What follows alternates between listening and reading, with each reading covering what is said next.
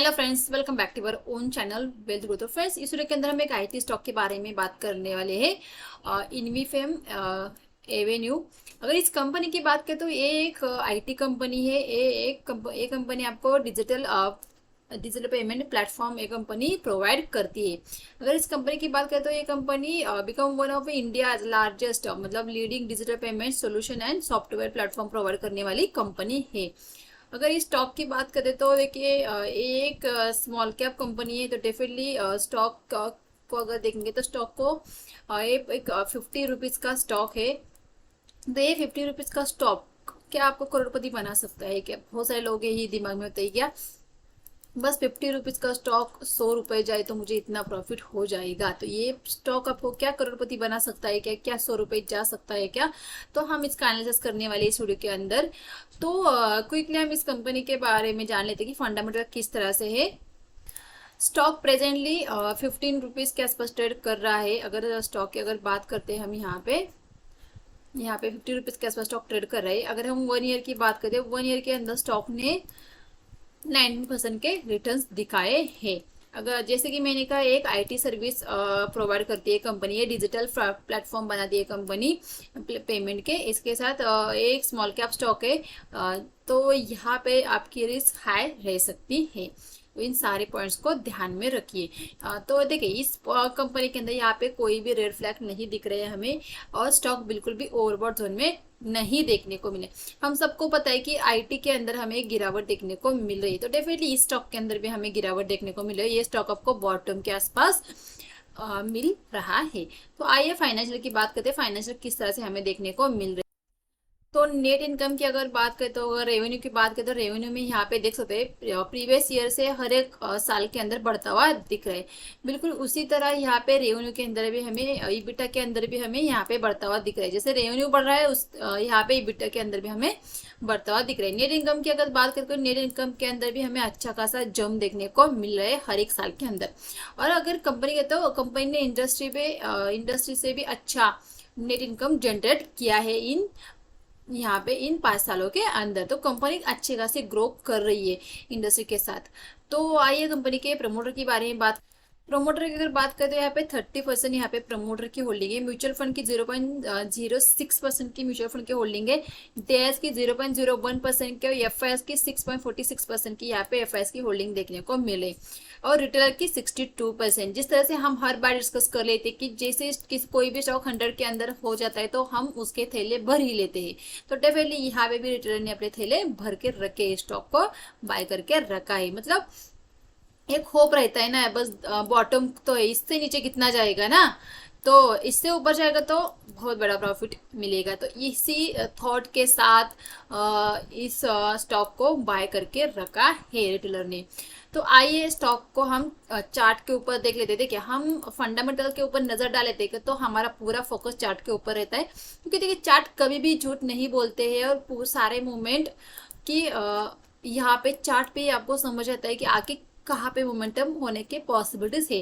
कोई भी चीज यहाँ पे 100% नहीं है मार्केट के अंदर, 70% ही एक्यूरेसी हर एक चीज की होती है। जैसे इंडिकेटर हो या यहाँ पे फंडामेंटल हो, तो देखिए चार्ट उनसे थोड़ा सा आगे रहता है, प्राइस उनके आगे रहती है। मतलब देखिए इंडिकेटर आपको बाद में सिग्नल देते हैं, लेकिन चार्ट आपको पहले ही बता देता है, प्राइस आपको पहले ही बता देते हैं कि मार्केट के अंदर मोमेंटम शुरू होने वाला है या इन स्टॉक के अंदर तेजी शुरू होने वाली। तो आइए चार्ट के ऊपर चलते हैं कि चार्ट हमें किस तरह से लग रहा है। यहाँ पे हमने वनडे का चार्ट लगा के रखा है, वनडे के टाइम फ्रेम लगा के रखा है। तो वनडे के चार्ट पे आपको एक चीज यहाँ पे देखने को मिलेगी, यहाँ पे बॉटम लगा है और बॉटम शिफ्ट हो रहा है ऊपर की तरफ। मतलब स्टॉक ऊपर की तरफ बार बार इसी लेवल के आसपास सपोर्ट लेता हुआ दिख रहा है। तो यहाँ पे अगर हम देखेंगे तो यहाँ पे स्टॉक सपोर्ट लेता हुआ दिख रहा है हमें। यहाँ पे इस चीज को अगर देखेंगे तो यहाँ पे स्टॉक ने यहाँ पे डबल बॉटम का फॉर्मेशन किया है।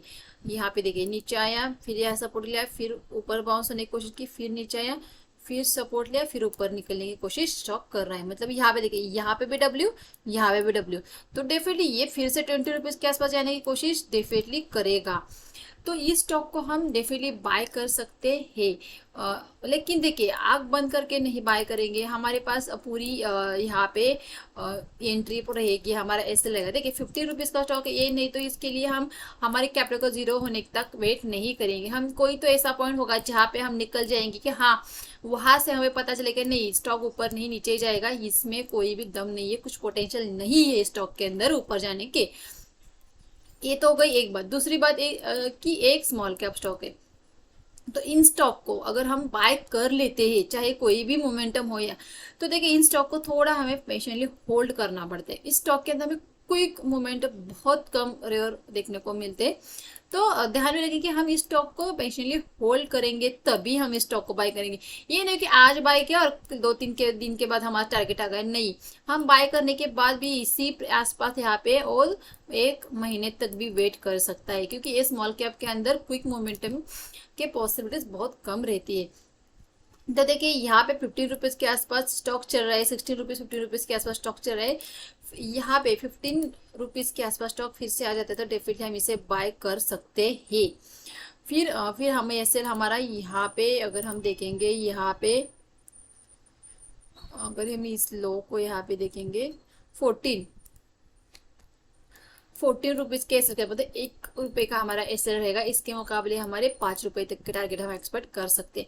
मतलब 1:5 की ट्रेड यहाँ पे बहुत अच्छी बैठ सकती है। और आप अगर इसके ऊपर भी निकलता है तो अगला टारगेट हमारा 30 रुपीज़ के आसपास होगा, और इसके ऊपर निकलता है तो डेफिनेटली फिर स्टॉक बॉटम आउट होगा और बहुत ऊपर तक भी जा सकता है। देखिए एक बात ध्यान में रखिए, आगे 100 रुपये जाएगा ये पता नहीं है, लेकिन ये 20 रुपये 30 रुपीज़ तक जाने की पॉसिबिलिटी ज्यादा है। तो हम इन लेवल के आसपास डेफिनेटली हमारा प्रॉफिट बुक करने की कोशिश करेंगे, और कुछ क्वांटिटी को हम छोड़ देंगे कि हाँ भाई चल अगर कुछ हो भी जाता है तो कुछ नहीं, प्रॉफिट में तो है हमारा कैपिटल, जो आपने लगाया तो वो तो हमने निकाल लिया, जो भी बचा है वो प्रॉफिट है, आया आया गया गया, तो ऐसे रख सकते हैं। बल पूरी क्वांटिटी को प्रॉफिट में आने के बाद भी बुक नहीं करो, फिर से स्टॉक यहाँ पे आए तो काश में वहाँ पे बुक कर लेता।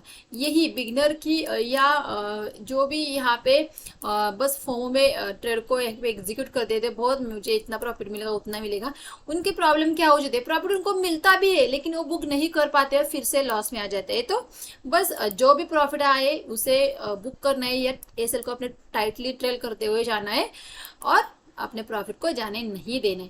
तो देखिए इस स्टॉक को ध्यान दे किस तरह से कामकाज कर रहा है, मोमेंटम तो यहाँ पे पिकअप हो सकता है, तो ध्यान दे। अगर इसको स्टॉक को बाय करते 50 रुपीज़ के आसपास बाय करते 14 के आसपास हमारा ऐसे रहेगा, फर्स्ट टारगेट हमारा 20 रहेगा, नेक्स्ट हमारा 30 रहेगा।